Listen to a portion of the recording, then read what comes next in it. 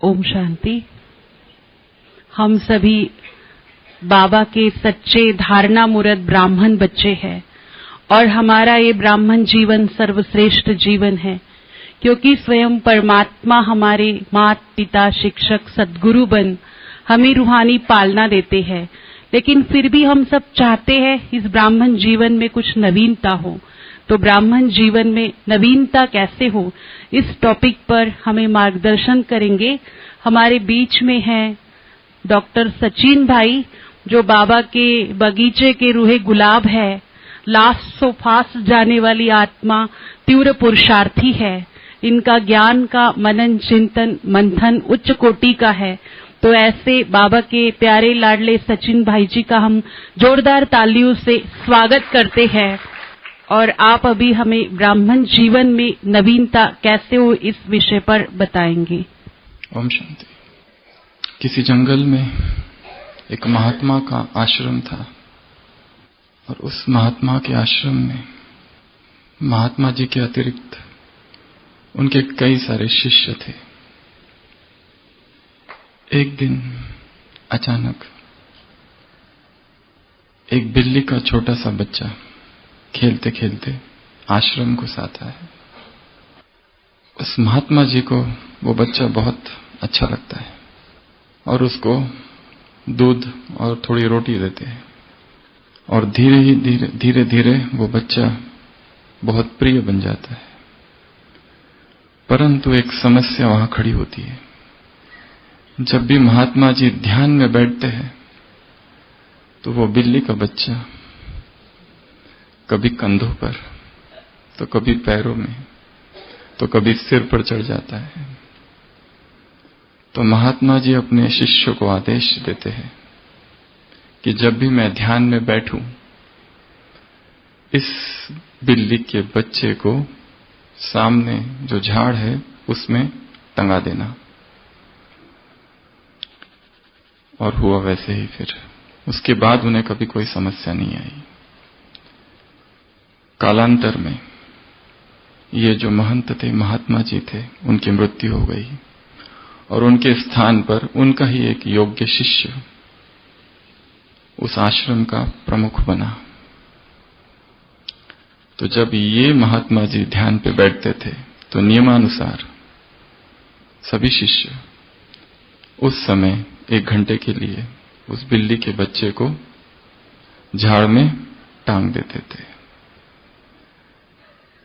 परंतु कुछ समय के बाद और एक आश्चर्य हुआ। ये जो बिल्ली का बच्चा था एक दिन मर गया। तो शिष्यों ने सभा बुलाई, मीटिंग, कि अब क्या किया जाए। तो सबने यह निर्णय किया कि बाजार से एक नई बिल्ली लाई जाए। और जब भी ये महात्मा जो थे ध्यान में बैठते थे तो फिर बिल्ली को टांग देते थे। ऐसी बहुत सी बिल्लियां आई और गई और मर गई। इस महात्मा के बाद और बहुत से महात्मा आए, उस मठ के प्रमुख बने और चल बसे एक के बाद एक। परंतु जो नियम बना हुआ था, जो कि पहले महात्मा ने बनाया था, वो नियम अब भी चालू था। कौन सा नियम? बिल्ली को झाड़ पर बांधने का। पूछा गया, ऐसा क्यों करते हो? तो क्या उत्तर दिया होगा? ये तो परंपरा से चालू है। क्या हमारे पूर्वज क्या मूर्ख थे? तो जब भी जो भी महात्मा आता था, मठ का प्रमुख बनता था और जब भी ध्यान में बैठता था तो नियम क्या बन गया था? बिल्ली को झाड़ पर टांगने का। ऐसी ही कितनी सारी बिल्लियां हम आत्माओं ने भी अपने मन में, अपने चित्त में टांग रखी है।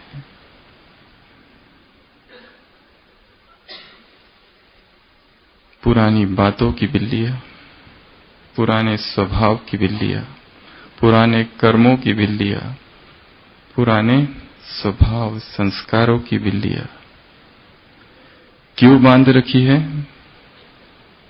क्योंकि परंपरा से आदत सी बन गई है। अब उस आदत को बदला नहीं जा सकता है, क्योंकि हमारे पूर्वजों ने भी ऐसी ही बिल्लियां बांधी थी और वही वर्षा हमने लिया है। तो इस ब्राह्मण जीवन में हर एक ब्राह्मण अपने साथ बहुत सी पुरानी बातें, ऐसी कुछ कुछ भक्ति की धारणाएं जो कि छूट चुकी थी परंतु पूरी तरह नहीं छूटी, अब भी अपने मन में पाले हुए है। पुरानी हुई बातें, कोई संस्कार, और उसका पालन पोषण कर रहा है। उससे छूटने का कोई प्रश्न ही नहीं है, क्योंकि उसको पूर्णतः से स्वीकार कर लिया है मन ने कि वो जरूरी है। इस ब्राह्मण जीवन में, या कहो मनुष्य जीवन में, यदि नया न आए और पुराने में ही व्यक्ति रहे तो जीवन नीरस हो जाता है। पुराने के ही पीछे जीवन में वो उमंग, वो उत्साह कहीं खो जाता है। वही दिनचर्या, परंतु उसमें उमंग उत्साह नहीं, हर चीज में भारीपन है। जैसे युग 5 है, युग 5 है, सतयुग सृष्टि का आदिकाल, जहां पर सभी आत्माएं संपूर्ण पावन, 16 कला संपूर्ण रहती है। फिर त्रेता, थोड़ी कलाएं कम होती है। फिर द्वापर, जहां पर देहभान की प्रवेशता होती है, कलाएं और गिरती है। भक्ति का आरंभ होता है, शास्त्र लिखे जाते हैं, तीर्थ यात्राएं की जाती है, नए नए धर्मों की स्थापना होती है। और फिर पापाचार, अनाचार, भ्रष्टाचार का युग कलयुग, और कलयुग के बाद संगम युग। इस सृष्टि के जैसे ये 5 युग है, संभवतः इस ब्राह्मण जीवन के भी ऐसे ही 5 युग हो सकते हैं। अनंत काल से भक्ति करने के बाद आत्मा को जब भगवान मिल जाता है तो क्या होता है? बचपन के वो दिन कैसे होते हैं? इस ब्राह्मण जीवन का सतयुग। वाह बाबा वाह, वाह ड्रामा वाह, तुम्हें पाके हमने जहां पा लिया है। आज की मुरली का गीत है। सब कुछ वाह वाह। ये बहनें तो जैसे कि मंदिरों में पूजे जाने वाली जो देवियां थी वही है। ये ब्राह्मण परिवार, ऐसा परिवार, आहा, और इस संसार में ऐसा परिवार कहीं नहीं। खुशियों की नई बहार, नया उमंग उत्साह, जैसे भगवान के आ गया जीवन में, सब कुछ आ गया। वो बारिश जब आती है तब प्रकृति बदलती है, जब भगवान आता है तो संस्कृति बदलती है। इस जीवन की भी संस्कृति बदल जाती है। ऐसा वो उमंग उत्साह का काल, वह आदिकाल, वो बचपन का युग, जहां सब कुछ अच्छा ही अच्छा दिखाई देता है। इतनी खुशी में आत्मा उछलती है, दौड़ती है, भागती है, क्या पुरुषार्थ करूं और क्या नहीं करूं। ऐसे संकल्प उसके मन में आते, क्या सेवा करूं और क्या नहीं करूं, किस किस को जाकर बाप का परिचय अभी के अभी ना दे दूं, ऐसा उमंग उत्साह। जैसे हम बाप के बने हैं, एक एक को बाप के बना देंगे, ऐसा उमंग उत्साह,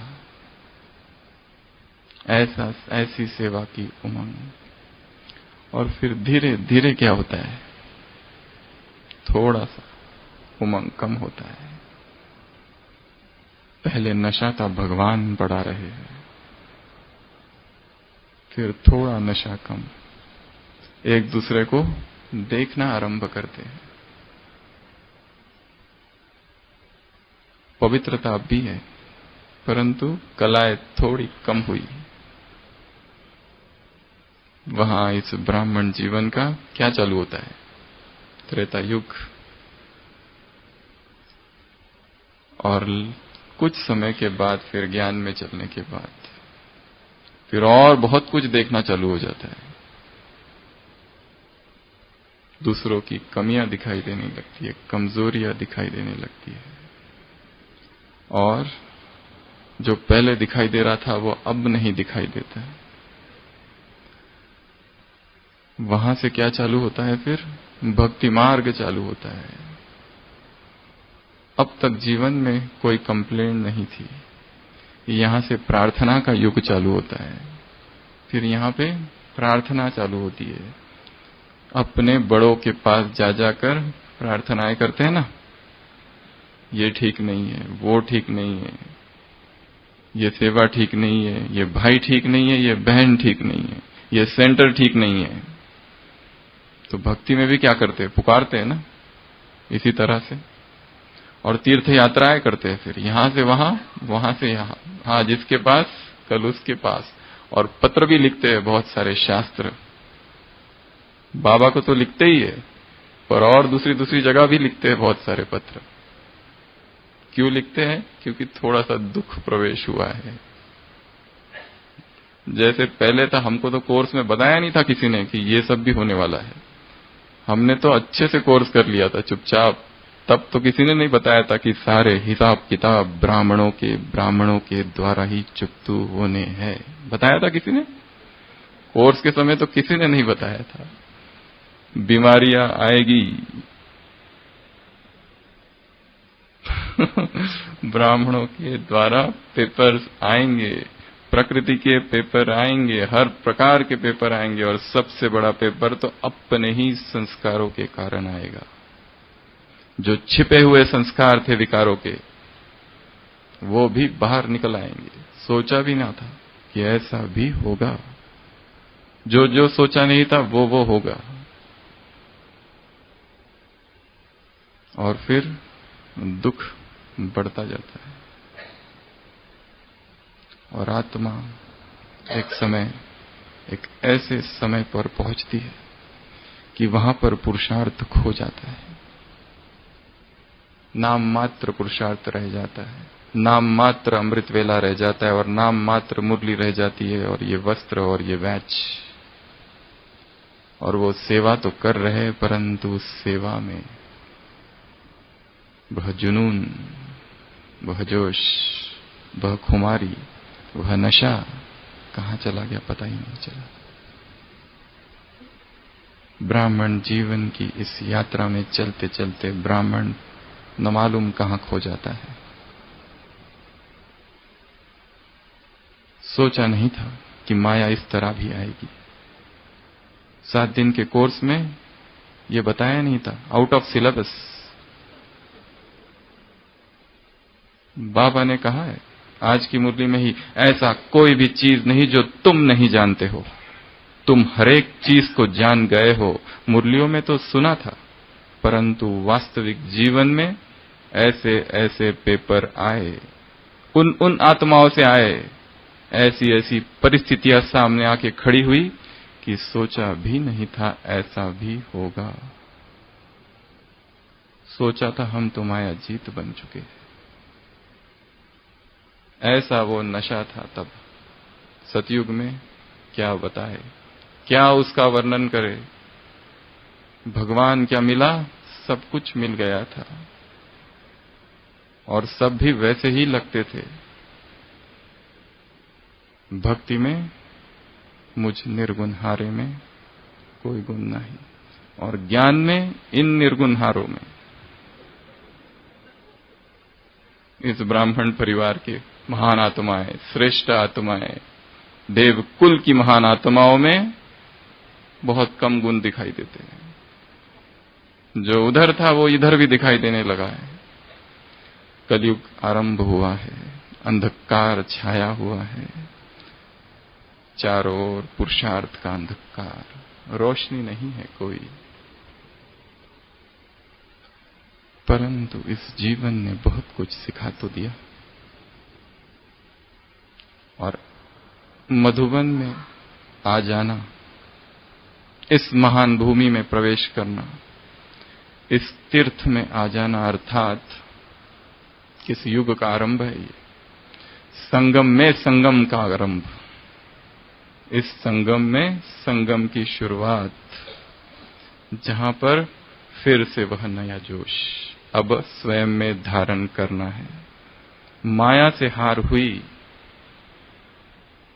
काम ने हराया, क्रोध ने हराया, लोभ ने हराया, अहंकार ने हराया, परंतु हार कर अब अनुभवी बन चुके हैं।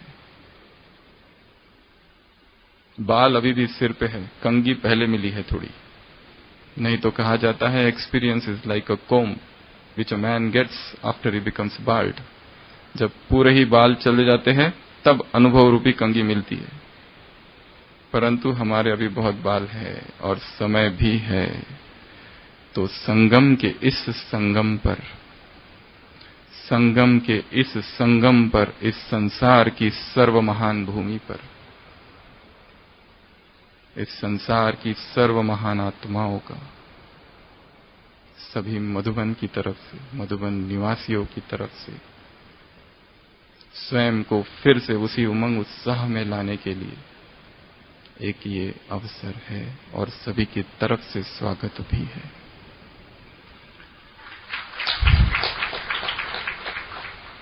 जिस विषय की हम चर्चा करने वाले हैं आज, वो है ब्राह्मण जीवन में नवीनता। नवीनता, नूतनता, नयापन। पुराना जो होता है वो रसहीन हो जाता है। जब तक जीवन में नवीनता ना आए, तब तक जीवन का वो सौंदर्य, जीवन का वो नृत्य और जीवन का वो गीत हमें आनंदित नहीं कर सकता। एक नई शुरुआत की आवश्यकता है इस जीवन में। कल की मुरली जो व्यक्त वाणी है, बाबा ने उसमें कहा है, ये नवयुग है। इस नवयुग में तुम्हारा सब कुछ नया है, कुछ भी पुराना नहीं है। तुम्हारी नई सोच है, तुम्हारे नए संकल्प है, तुम्हारी दृष्टि नई है, तुम्हारी वृत्ति नई है, तुम्हारा देखना नया, तुम्हारा चलना नया, तुम्हारी भाषा नहीं, तुम्हारी बात नहीं, तुम्हारी तात नहीं, हर बात नहीं है तुम्हारी। पुराना कुछ भी नहीं है। और बाबा ने कल की ही मुरली में फास्ट पुरुषार्थ की सर्वश्रेष्ठ परिभाषा दी है। ऐसी परिभाषा शायद ही किसी मुरली में है, जो कल की 81 की मुरली जो है उसमें है। फास्ट पुरुषार्थ और नंबर 1 पुरुषार्थियों को बाबा ने परिभाषित किया है। फास्ट पुरुषार्थ अर्थात जो स्थिति 1 सेकंड पहले थी, 1 सेकंड बाद उससे आगे हो, पीछे नहीं, इसे कहा जाता है फास्ट पुरुषार्थ। और नंबर 1 पुरुषार्थ की भी परिभाषा बाबा ने दी।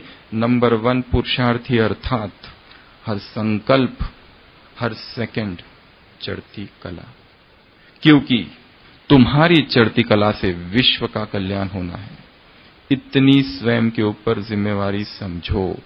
ब्राह्मण जीवन का कार्य ही है, भगवान वाच, ब्राह्मण जीवन का कार्य ही है आगे बढ़ना और दूसरों को आगे बढ़ाना। तो जब नया शब्द हम प्रयोग करते हैं, नवीनता शब्द जब सामने आता है आंखों के, तो 4 बातें हम सोच सकते हैं इसमें। नवीनता शब्द के 4 अर्थ। सबसे पहले नवीनता का अर्थ नवीनता, न्यूनेस शब्दशः। दूसरा अर्थ जो बीत गया उसको भूल जाना, जो पुराना है उसको समाप्त कर देना, जो अतीत है उससे अपना तादात्म्य तोड़ देना। तीसरा अर्थ रचनात्मकता, तीसरा अर्थ क्रिएटिविटी, सृजनात्मकता, और चौथा अर्थ जो सामने आता है वो है परिवर्तन, ट्रांसफॉर्मेशन। आज के इस विषय की चर्चा हम इन 4 शब्दों के अंतर्गत करेंगे। सबसे पहला शब्द कौन सा था? नवीनता अर्थात नवीनता। नवीनता अर्थात सब कुछ नूतन, सब कुछ नया, सब कुछ अभिनव, जो कि कल की ही मुरली में बाबा कह रहे हैं, तुम्हारी हर बात नई हो, कुछ भी पुराना न हो। और ब्राह्मण जन्म होते ही, क्योंकि ये युग ही नया है, बाबा ने यहां हमारा सब कुछ नया कर दिया है। ये जीवन ही नया है, पुराना सब कुछ समाप्त हो गया है। तो किस किस बात में नवीनता? सबसे पहले तो दृष्टि। कल की मुरली में बाबा ने कहा पहले देहभान की दृष्टि थी, पहले देह को देखते थे, अब किसको देखते हो? आत्मा को देखते हो। हम भी ब्रह्मा कुमारी और तुम भी ब्रह्मा कुमार, आज की मुरली में है ना। क्रिमिनल असॉल्ट हो नहीं सकता। भाई भाई की दृष्टि, सबसे पहला परिवर्तन बाबा ने आकर यह कर दिया, उस संबंध को ही चेंज कर दिया, क्योंकि उस संबंध में विकार की संभावना है। बाबा ने कह दिया तुम सभी एक तो आत्माएं हो या फिर भाई और बहन हो, और कोई संबंध तुम्हारा हो ही नहीं सकता। दूसरा संबंध बनाने का प्रयत्न भी मत करना। यदि किसी को विशेष भाई भी बनाओ उसमें भी माया है, यदि किसी को विशेष बहन भी बना दो उसमें भी माया है, यदि किसी को अपना गुरु भी बना दो उसमें भी माया है, किसी को अपनी अलौकिक मां भी बना दो, अलौकिक मां एक ही है। किसी को अपनी अलौकिक मां भी बना दो, किसी को उसके नाम के बजाय किसी और नाम से पुकारो, उसमें भी माया है। निकनेम, जहां जहां घनिष्ठता, फैमिलियरिटी आएगी, माया वहां पर प्रवेश करेगी, चाहे वो कितना ही ऊंचा, कितना ही संबंध, बड़ा संबंध हो, परंतु माया वहां प्रवेश कर सकती है, क्योंकि दोष ना तो ब्रह्मा कुमार का है और ना ही ब्रह्मा कुमारी का है, दोष उम्र का है। वासनाएं उम्र को नहीं देखती, काम रूप को नहीं देखता, काम विशेषताओं को नहीं देखता।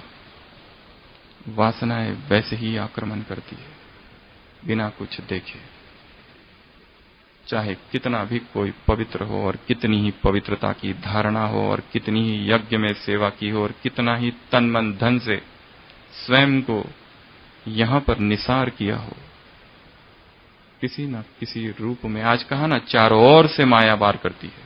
आज की मुरली में प्रश्न है, चारों ओर से। तो दृष्टि हमेशा आत्मिक, संपर्क पहले देह का था, अभी आत्मिक, शुभ भावना और शुभ कामना से सबके संपर्क में आते हो। इसके लिए रिलेशनशिप जो है उसको आत्मिक ही रखना, और कुछ बनाने की सोचना अर्थात माया को अवसर देना। पहला परिवर्तन बाबा ने आकर कर दिया दृष्टि। संकल्प का परिवर्तन, दूसरा परिवर्तन है संकल्प और भावनाएं। इसको मन, बुद्धि और संस्कार कहो या अलग अलग रीति से इसको विभाजित हम कर सकते हैं विषय को। तो दूसरा है संकल्पों का। संकल्प जितनी हमारी स्मृति श्रेष्ठ होगी उतनी ही स्थिति श्रेष्ठ होगी। अपनी स्मृति को निरंतर ऊपर रखना। जैसे ही स्मृति नीचे जाएगी स्थिति भी नीचे जाएगी, जैसे ही संकल्प नीचे आएंगे स्थिति भी नीचे आएगी। इसके लिए अपने संकल्प को निरंतर ऊंचा रखना। तो संकल्प, भावनाएं। तीसरा जो परिवर्तन है वो है बोल का, जिसमें कल भी बाबा ने कहा भाषा का परिवर्तन। तुम जो भाषा बोलते हो दुनिया में ऐसी भाषा कोई नहीं बोल सकता। इसके लिए हर एक ब्राह्मण को यह चेक करना है कि हमारी जो भाषा हो वो रूहानी हो, अलौकिक हो। उस भाषा में मैं नहीं हूं। मैंने ये किया, मैंने वो किया। कल की मुरली, शिव बाबा कितना निरंकारी है। अगर कोई कहे हम ऐसी ऐसी सेवा करते हैं और अहंकार में आते हैं तो क्या कहेंगे? बाप इतनी सारी सेवा करते हैं। ब्रह्मा बाबा का कहीं रिकॉर्ड ही नहीं है कि उनके मुख से कभी निकला कि मैंने ये किया। हम कुछ कर ही नहीं रहे, ईश्वरीय शक्तियों द्वारा यहां सब कुछ हो रहा है। संगम पर जो भी सेवाएं हो रही है वो सभी ईश्वरीय शक्तियों के द्वारा हो रहा है। इसमें हमारा तो भाग्य है, हम केवल निमित्त बन रहे हैं। इसके लिए बोल का परिवर्तन, भाषा का परिवर्तन, दृष्टि, संकल्प, बोल। संबंधों में परिवर्तन, जिसकी चर्चा हम कर चुके हैं। हमारे संबंध कैसे हो? रूहानी, आत्मिक। देहभान की गंध ना हो, उसमें फैमिलियरिटी ना हो। ये पता ही ना चले कि ये हमारी मां है या लौकिक पिताजी है या लौकिक बहन है या क्या है। सबके प्रति समान, और वो है भी इस परिवार में। उसी को मेंटेन करके रखना है। उसी दिव्य, उसी रूहानी, उसी आत्मिक दृष्टि से अपने लौकिक के जो लोग हैं, आत्माएं हैं, उन सबको उसी दृष्टि से देखना। तो ये कुछ परिवर्तन है। तो सबसे पहला है न्यूनेस। हमारी सुबह नहीं हो, हमारी रात नहीं हो, हमारा अमृत वेला नया हो और हमारा नुमा शाम का योग नया हो। हमारा ज्ञान नया है, हमारा योग भी नया हो। सब कुछ नया ही नया हो, नया ही नया हो, पुराना कुछ भी नहीं। उसके लिए स्वयं को उतनी शक्ति और उतनी नव ऊर्जा से भरना होगा। एक ही जैसा अमृत वेला हमेशा ना चालू, हर दिन का योग नया। हर दिन की मुरली, एक है सुनना, एक है लिखना, एक है पढ़ना। ये तीन तो करते हैं, एक चौथा आयाम है उसके ऊपर चिंतन करना, वो भी नया। केवल सुनना, लिखना, पढ़ना, यहां तक हमारा ज्ञान सीमित ना हो, परंतु कैसा हो? चिंतन करके, मनन करके, हर दिन एक नई डिश, एक डिवाइन किचन खोलो, जिसमें कि क्या करना है? हर दिन एक नई डिश बनानी है, ज्ञान और योग की। इस डिवाइन, अपने जीवन को ही डिवाइन लेबोरेटरी या डिवाइन किचन बना दो, कि जिसमें हम हर दिन मुरली से इंग्रेडिएंट्स ले, सामग्री ले, और उसकी कोई एक अच्छी सी डिश बनाए, खुद भी खाए और दूसरों को भी खिलाए। जितना श्रेष्ठ हमारा चिंतन होगा उतनी ही श्रेष्ठ हमारी स्थिति होगी। तो ज्ञान में नवीनता, योग में नवीनता, सेवा में नवीनता, सेवा के नए नए प्लान्स। ऐसा न समझो कि जितनी सेवा करनी थी कर ली। जिन्होंने सेवा के जितने प्लान बनाने थे बना लिए, अभी भी बहुत सारे प्लान अनटच्ड, अनटैप्ड है। बहुत सारी सेवाएं अभी भी बाकी है। बहुत सारी ऐसी आइडियाज है जो आज तक किसी ने अब भी सोची नहीं है। जितना ही हमारा मन स्वच्छ होगा, पवित्र होगा, शुद्ध होगा, सेवा की नई नई प्लानिंग्स, नई नई टचिंग्स उसमें आएगी। सेवा केंद्र पर क्या क्या नया किया जा सकता है, कौन कौन सी सेवाओं की नई नई विधियां है। विधि और सिद्धि, आज की मुरली में कहा ना बाबा ने, देहभान को त्यागो तो ये मिल जाएगा। विधि भी आएगी और सिद्धि भी आएगी।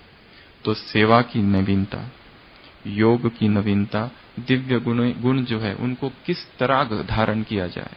सुन तो रहे कितने समय से कि दिव्य गुणों को धारण करो, दिव्य गुणों को धारण करे। कैसे धारण करे उसका वर्कशॉप करो।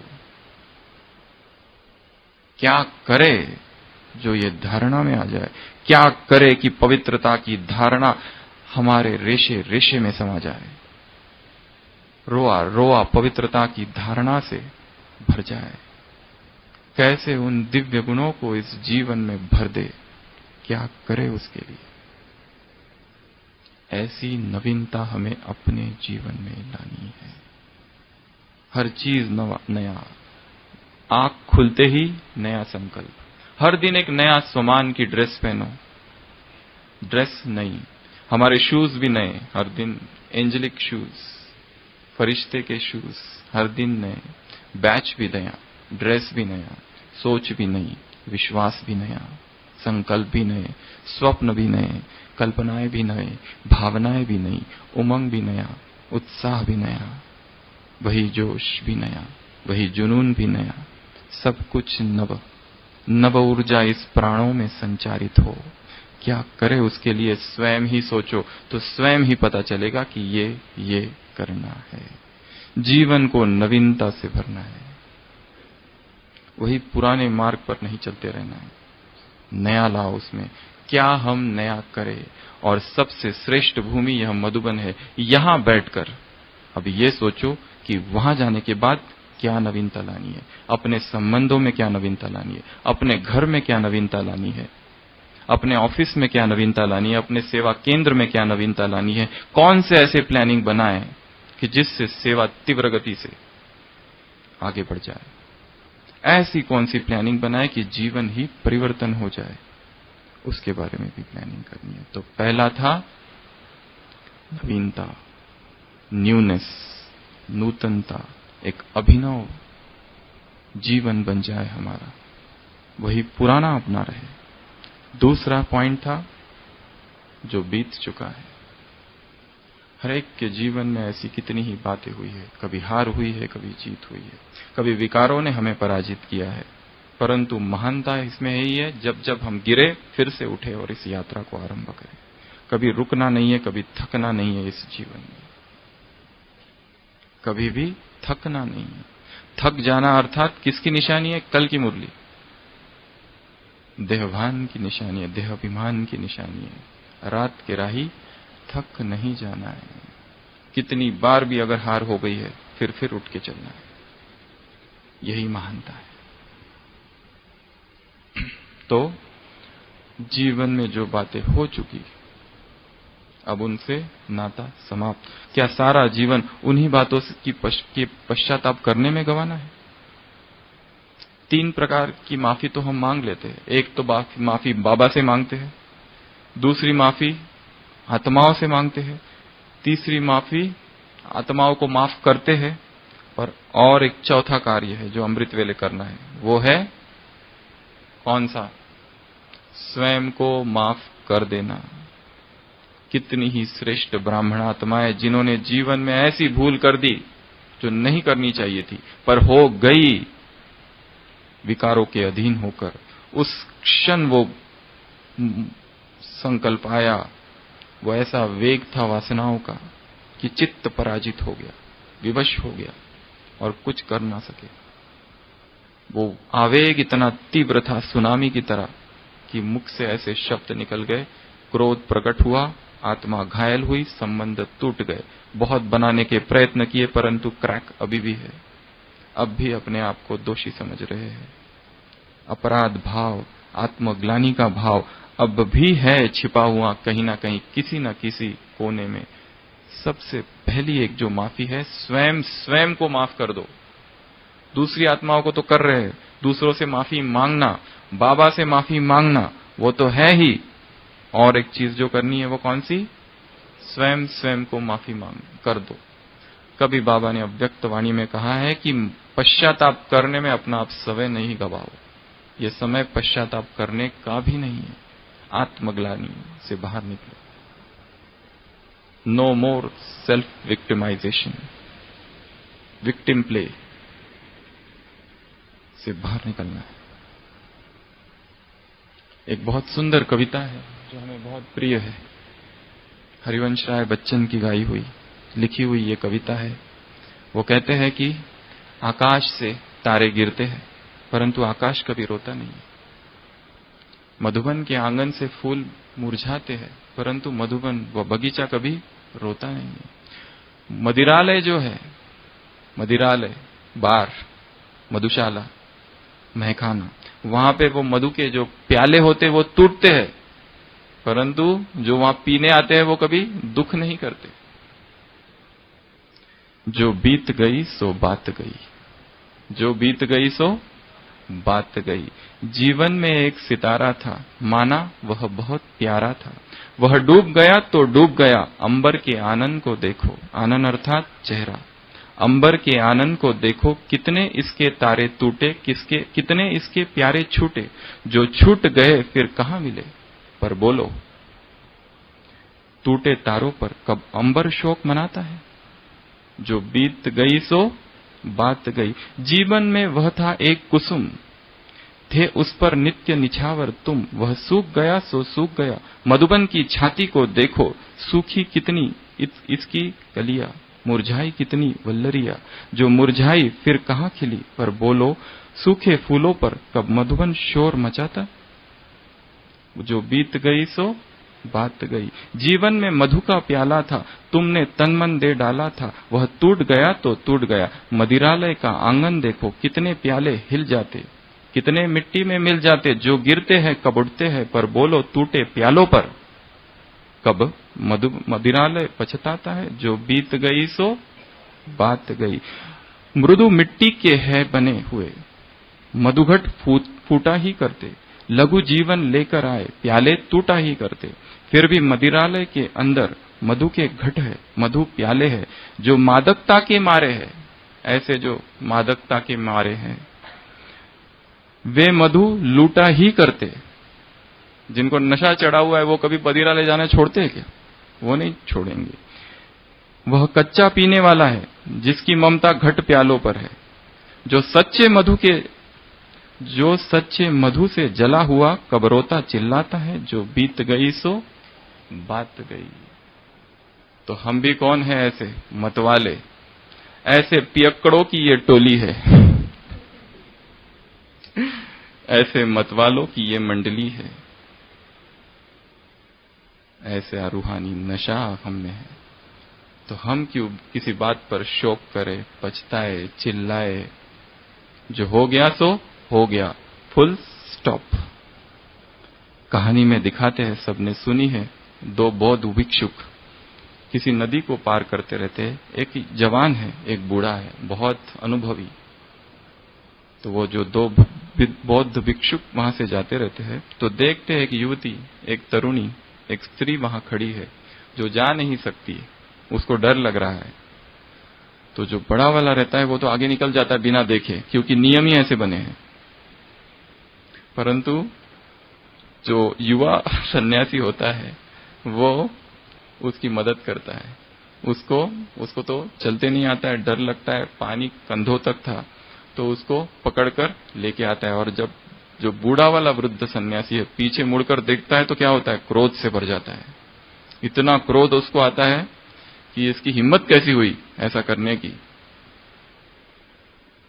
और उतरते हैं नदी के, और वो जो स्त्री है उसको छोड़ देता है वो युवा सन्यासी, और दोनों सन्यासी चलने लगते हैं।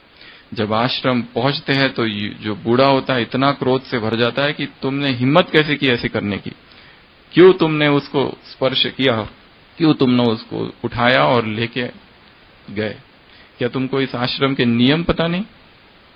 तो वो क्या कहता है, मैंने तो उसे वहीं छोड़ दिया, आप उसे अब तक लिए हुए हो। I have already dropped her, why you are still carrying her. मैंने तो छोड़ दिया, तुम उसे क्यों कैरी कर रहे हो। जीवन में जो बातें आई है उनमें प्रवाह है, आई और गई, आई और गई, हमने उसे पकड़ रखा है। और जितना जोर से हम पकड़ते हैं उतना ही हम दुखी होते हैं। तो अभी अगले 3 मिनटों में अपने जीवन में जो घटनाएं हुई है, एक नजर तीव्र गति से उन सभी घटनाओं पर दौड़ाए और अपने आप को क्षमा कर दे, अपने आप को माफ कर दे। बाबा को सामने रखकर एक संकल्प ले कि आज से ये जीवन नया। कुछ बातों की चर्चा 5-10 मिनट और करेंगे ट्रैफिक कंट्रोल के बाद। किसी एक राजकुमार को इतना वैराग आ जाता है एक बार कि सब कुछ छोड़ देता है और वर्धमान महावीर जैन धर्म के जो संस्थापक है उनके पास चला जाता है और कहता है मुझे सन्यास लेना है, मुझे दीक्षा दीजिए।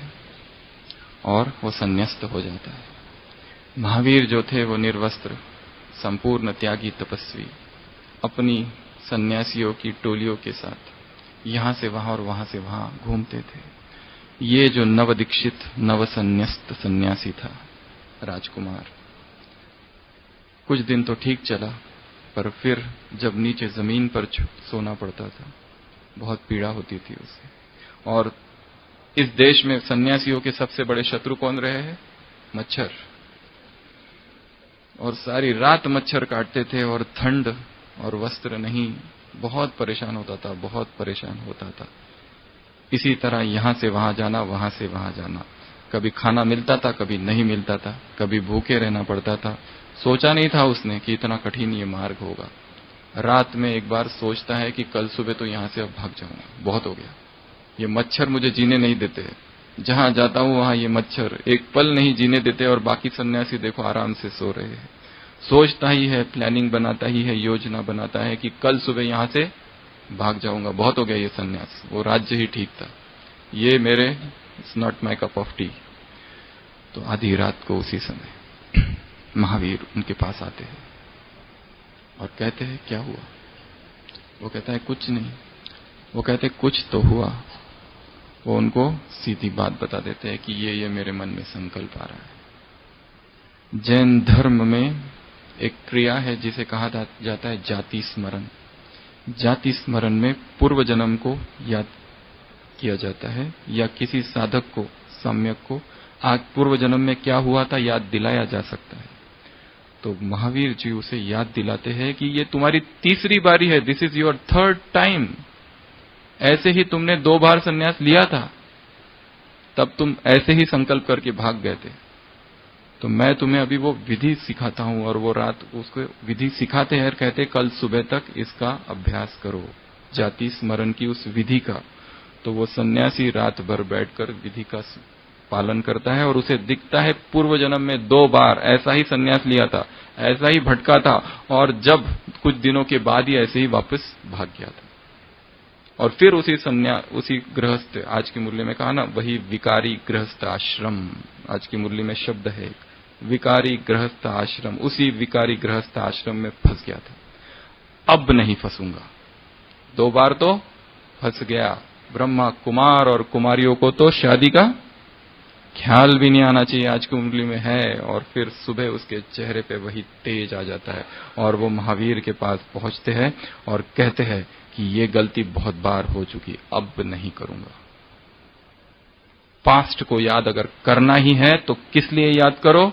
जो गलतियां की है अब नहीं करेंगे। कल की मुरली फास्ट पुरुषार्थी, अर्थात 1 सेकंड पहले जो स्थिति थी 1 सेकंड बाद वह नहीं, उससे आगे तीव्र पुरुषार्थी, अर्थात हर संकल्प नया, हर सेकंड नया। ब्रह्मा कुमार कुमारियों का कार्य है आगे बढ़ना और आगे बढ़ाना। उसके बाद में तीसरा बिंदु है रचनात्मकता, क्रिएटिविटी, सृजनात्मकता। सृजनात्मकता का अर्थ ये नहीं कि सभी कवि बन जाए, और सभी पोएट बन जाए और सभी पेंटर बन जाए, या वो कार्य करे जो आज तक किसने किया ही नहीं। सृजनात्मकता का केवल ये अर्थ नहीं है हम कैसे बने क्रिएटिव, मतलब कुछ तो आर्टिस्ट बन जाए, ये नहीं है। क्रिएटिविटी बहुत गहरा शब्द है। क्रिएटिविटी, रचनात्मकता, सृजनात्मकता अर्थ जो भी कार्य हम करें वो इतनी तल्लीनता से करे, इतने प्रेम से करे, इतने आनंद से करे, इतने पूरा उसमें मन लगा कर करे, ये क्रिएटिविटी है। कुछ पेंटिंग बना देना नहीं, जीवन को ही पेंटिंग बना देना। कोई कविता लिखना ही रचनात्मकता नहीं है, जीवन को ही कविता बना देना, यह रचनात्मकता है। तो अपने विचारों में रचनात्मकता, ये सोच सोच कर कि मेरे पास तो कोई आइडियाज है ही नहीं, मैं क्या करूं, क्या चिंतन करूं, जिसको करना था उन्होंने तो कर दिया। कौन सी किताब लिखूं, जिन्होंने लिखनी थी वो तो लिख दी, अब किस पर बोलूं, जिस पर बोलना था सारे क्लासेस तो हो चुके हैं। क्या सेवा में नवीनता लाऊं, हजारों सेवा हो चुकी है, अभी क्या रहा ही नहीं है कुछ सेवा में नवीनता, सब हो चुका है जिसको करना था। महारथी ऐसे ही थोड़ी बैठे हैं, मैं क्या करूं, ये हीन भावना है, ये देहभान है, हीनता है, इंफीरियोरिटी कॉम्प्लेक्स, न्यून गंडता। हमें रचनात्मक बनना, अर्थात जो भी कार्य करो, छोटा बड़ा कैसा भी कार्य हो, वो इतने अहोभाव से, इतनी कृतज्ञता से, इतनी तल्लीनता से, इतने प्रेम से, खुशी से, आनंद से झूमते हुए कि वही रचनात्मक हो जाए। That is creativity. So do not be unhappy for being uncreative. Everyone is creative। हर एक आत्मा अलग है, सब में नई आइडियाज है, वो आएगी। केवल जो कचरा भरा है उसको पहले खाली करो। एक और अंतिम जो पॉइंट है वो है परिवर्तन। सबसे पहला था न्यूनेस, दूसरा था पास्ट, और तीसरा था रचनात्मकता, और चौथा परिवर्तन, स्वयं को बदलना, उसमें लग जाना। जैसे एक बहुत प्रसिद्ध संगीतज्ञ था, वो एक ऐसी एक बात उसने कही है, लिख लेने जैसी है। अपने मन पर छाप दो इस बात को, जो उसने बात कही है।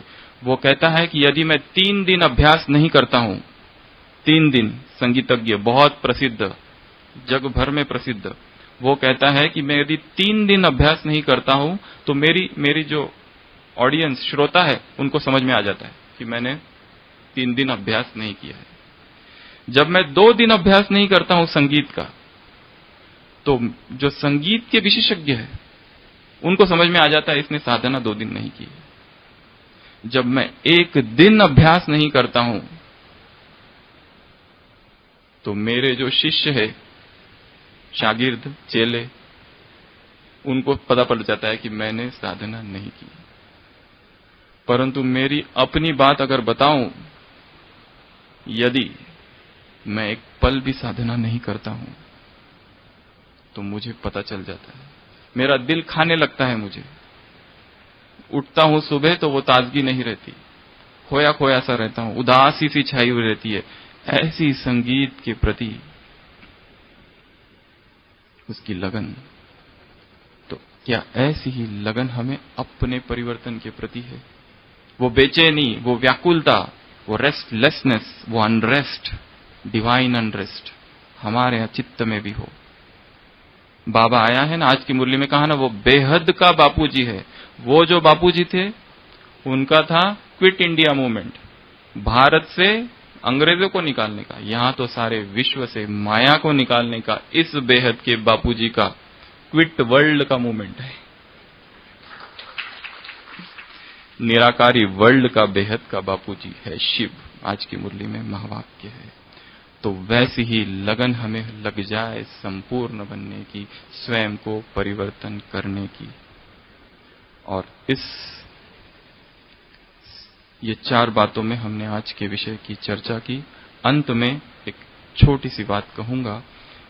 किसी आश्रम में जब आश्रम का कालावधि पूर्ण हुई और वहां के जो छात्र थे गुरुकुल के अपने घर जाने लगे, तो उनको हमेशा से एक बात कही गई थी कि एक बात ऐसी है कि जो अभी तक एक परीक्षा तुम्हारी सबकी अब तक रही हुई है। हमेशा पूछते रहे विद्यार्थी, कौन सी परीक्षा, कौन सी परीक्षा, कौन सी परीक्षा। गुरु ने कहा बाद में बताऊंगा, बाद में, और बताया ही नहीं। परीक्षा पूर्ण हो गई, सारे एग्जाम पूरे हो गए, अभी छात्र अपने अपने घर जाने लगे। उसमें से 3 छात्र जो बहुत बुद्धिमान थे और अच्छे थे, वो जैसे जैसे जाने लगते हैं, बीच में रास्ते की उस पगडंडी पर बहुत सारे कांटे आ जाते हैं। तो पहले 2 विद्यार्थी, कोई एक तो छलांग मारकर जाता है, एक बाजू से निकल जाता है, पर जो तीसरा विद्यार्थी है वो कांटे बीनने लगता है, चुनने लगता है, एकत्र करने लगता है। दूसरे विद्यार्थी कहते हैं कि सांझ हुई जा रही है, रास्ता आगे जंगल है, अंधकार है, तुम इतना समय क्यों व्यर्थ कर रहे हो अपना। वो विद्यार्थी कहता है, इसीलिए तो कर रहा हूं, क्योंकि रात होने वाली है। मेरे बाद जो आने वाले हैं उन्हें तो ये पता ही नहीं चलेगा ना यहाँ कांटे हैं, उनके लिए मैं ये कांटे निकाल रहा हूं। आप चलो आगे, मैं थोड़े देर में ही आ जाऊंगा। और उतने में गुरु वो झाड़ियों के पास में होते, वो बाहर आते हैं और कहते हैं कि ये जो 2 विद्यार्थी है, इनकी शिक्षा अभी बाकी है, चलो वापस गुरुकुल, और ये जो है ये जा सकता है। तो इस विश्वविद्यालय से केवल ज्ञान लेकर नहीं जाना है, परंतु वह भाव, वह प्रेम का भाव कि जैसे हमने पाया है, जो प्रेम, ईश्वरीय प्रेम हमने अपने हृदय में भरा है, वही प्रेम, जो मधुबन की जो सुगंध है, वही सुगंध हम विश्व में जाकर सेंटर पर, घर में, समाज में, देश में, राष्ट्र में, सारे विश्व में फैलाएंगे। ओम शांति। ओम शांति। बहुत प्यार से, बहुत भाव से, बहुत सुंदर तरीके से हमें डॉक्टर सचिन भाई ने बहुत सी बातें बताई। सबको आनंद आया ना? पर मैं इतना जरूर कहूंगी सचिन भाई, अब अपना परिचय तो सबको कराओ ठीक से, मुझे भी नहीं होगा तो मैं क्या बताऊं।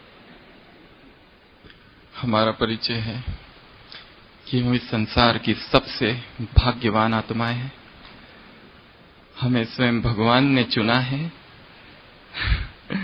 और हम बाबा का जो रूहानी हॉस्पिटल है उसमें पिछले 5 साल से अपनी सेवाएं दे रहे हैं। ओम शांति। वैसे तो हम परमधाम से आए थे 5000 वर्ष पहले।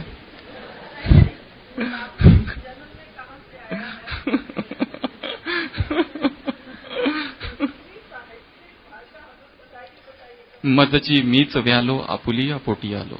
महाराष्ट्र के एक संत हैं तुकाराम, वो कहते हैं, मदची मीच व्यालो आपुलिया पोटियालो, अपने ही गर्भ से मैं जन्म लिया हूं।